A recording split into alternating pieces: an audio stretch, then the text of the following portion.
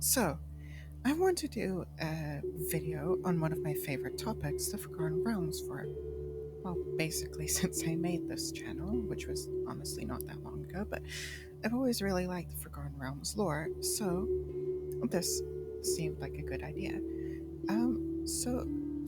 If you're not quite sure just by the name of the Forgotten Realms, it's the main setting for D&D, the most common one. It's where most of the pre-written modules, such as Descent into Avernus, Storm King's Thunder, etc., those kinds of modules, those adventures are set. It's the world of Faerun, Toril, all of that lovely stuff. It's where you'll find Pelor and all those kinds of gods. It's, basically the main setting for D&D. Many are very familiar with this setting, but do you ever wonder where it comes from? What is the creation myth of the Forgotten Realms? Well, luckily for you, that's the topic I'm covering today.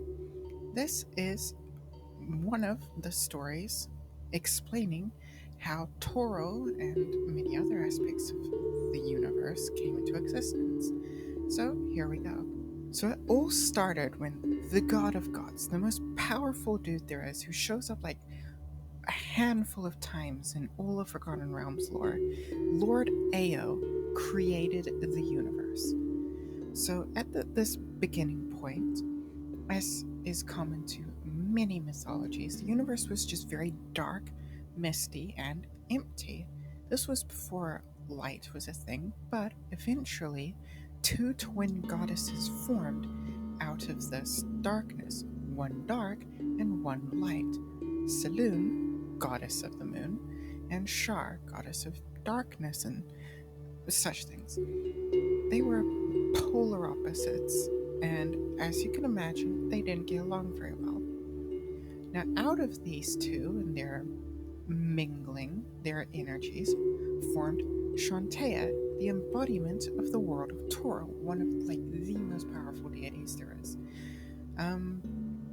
Toril was lit by the cool light of Selûne and darkened by the shadowy darkness of Shar, but there was no heat yet. It was all very cold. So Shantaea begged for warmth, for heat, so that she may nurture life on Toril. But the twin goddesses argued over that and how it should be done. They fought, and from their conflict came deities of war, disease, murder, death, and all those kinds of awful things. You think of something bad, you think of an evil deity, there's a fair chance that they came from this. Selûne reached beyond into a plane of fire and used that flame to set ablaze one of the heavenly bodies to warm Shantaea.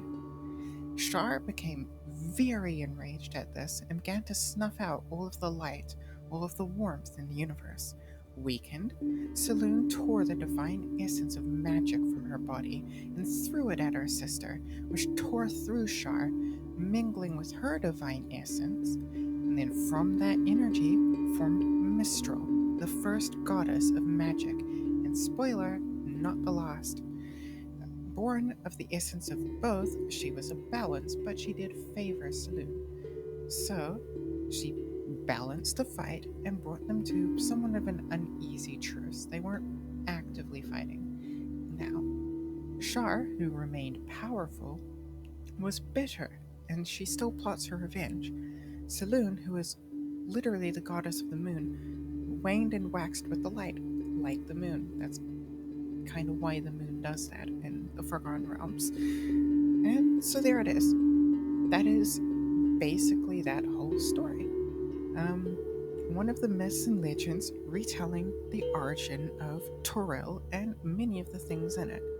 There are, of course, many more bits of lore in the Forgotten Realms. I mean, this thing has been around for decades and is very rich in history.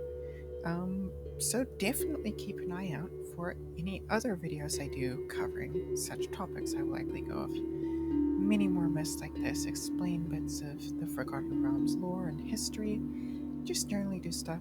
I just thought the creation myth, or at least one of them, was a pretty damn good place to start. So, thank you for listening, and I'll see you on the next video.